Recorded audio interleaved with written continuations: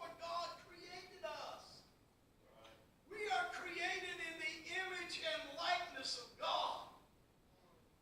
You know, my eldest grandson, Jimmy, it was funny. We was looking through some baby pictures, and they pulled out a picture of his firstborn, Isaiah. And if the pictures were not dated, you would not be able to tell which was which. They looked identical. And you know what? Jimmy could look at that picture and say, that's my boy. He looks just like me. See, I want God to look down upon me and say, that's my boy. He looks like I created him in my image, after my likeness, not in a physical form. If he did, then we would all look the same. But he was talking in a spiritual, soulful context, because he said, I will breathe the life into them. No other animal did he breathe his breath into them but us. And only we were created in his image for his glory. And I paraphrase writing in Proverbs, he said the glory of a father is in the honor of his son. A good son brings glory and honor to his father. We get to think about our responsibility. God created us so that the fallen man could see God in us and through us. Y'all believe that? I believe that's when he says, let our light shine. When he says, we are the salt of the earth. You know, without salt, the body cannot live. You know that, right? But yet too much salt and we cannot handle that. God created us. You know, I love how scientists tells us we were accidents. We were just a slip up of nature. We came out of a slime pool. But see, they say that because they want to do away with it. We were created in God's image. You know, I love how they want us to believe the Darwin theory of evolution, and yet they themselves have found skeletal remains that disprove Darwin's theory. They have found, as of right now, 31, I believe it was 31 different skeletal remains of different, like the Denison, Neanderthal, Cro-Magnon. They've got like 31 different on the tree of man. They have found different skeletal remains where they say they were basically offshoots. It's like different forms of monkey, different forms. Everybody comes from, if you look at those of the Orient, they look different than we Caucasians. An African has different features than we Americans, than we Caucasians.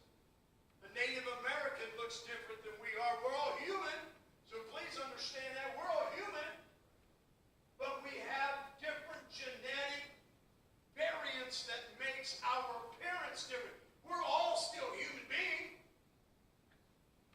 If you get A positive African American and A positive Caucasian, they can do a blood transfusion as long as the right blood mixes.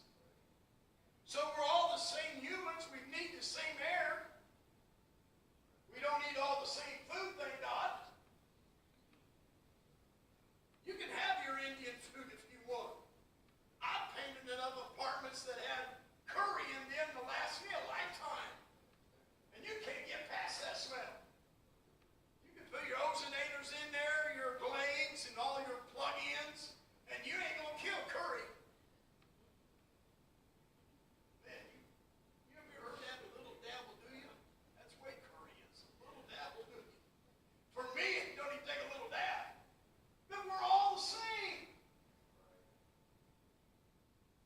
They say, do we want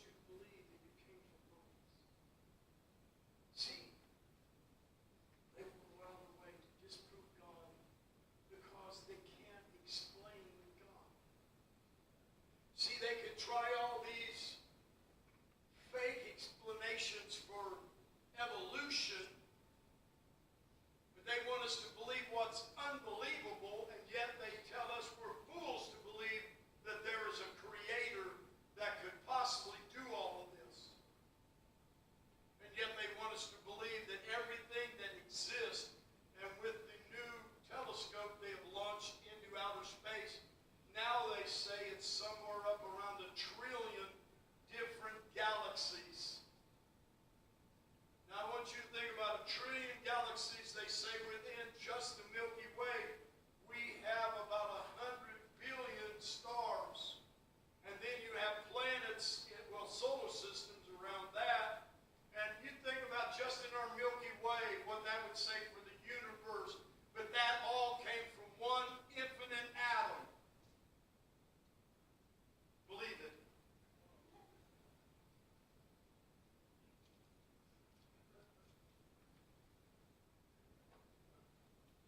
Oh, there can't be a God. That's just impossible. And yet I watch some of these shows, they say, well, if the moon wasn't where it was, there would be no humanity on earth. You know that, right? Without the moon and its tidal forces, there would be no, they said we would be wobbling, and there'd be no polar, there'd be no stability. We would be like Saturn with all the horrific storms. The moon actually keeps us in our tilt.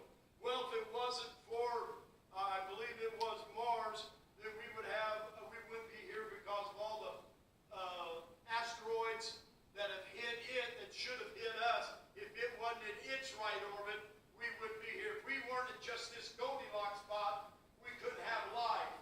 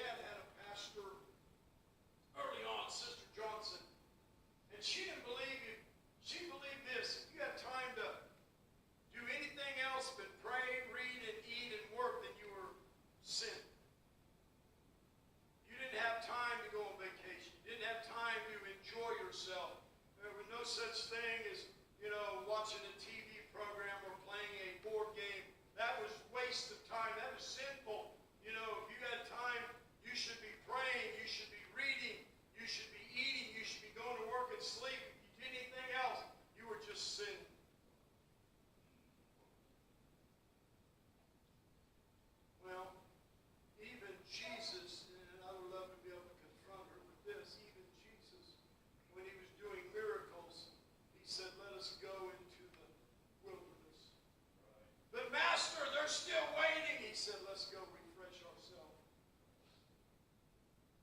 Does anybody know what burnout means? You know, many of the things I've shared with you that I've been able to be blessed to do in my life were highly enjoyable.